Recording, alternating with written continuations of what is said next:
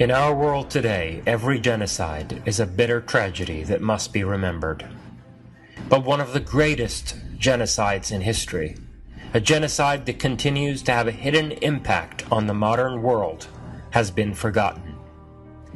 This is a genocide that brought with it the murder of a culture and a traumatic rupture in the progressive evolution of human civilization.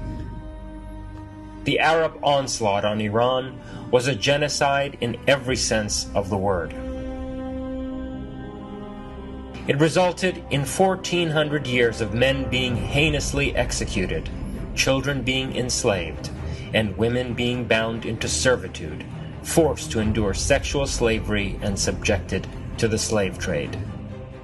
Many died of hunger, and others humiliatingly converted to the religion of the invaders just to survive and gain some measure of security. The historic Persian Empire was destroyed, and centuries of cultural production in ancient Iran were scattered to the winds. In the centuries after this horrifying event, this genocide and cultural destruction was rendered unspeakable by enforced silence and self-censorship.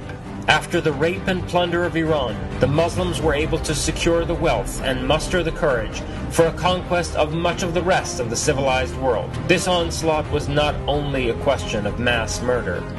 Rather, with the burning of libraries and the destruction of historical treasures, it was also a cultural genocide. After all these years of silence, the time has come to tear the veil of forgetfulness and refresh the world's recollection of this historic genocide.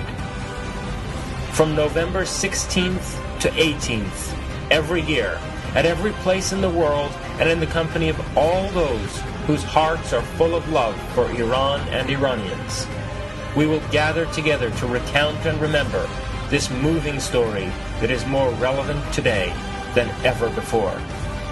May we return to our true selves.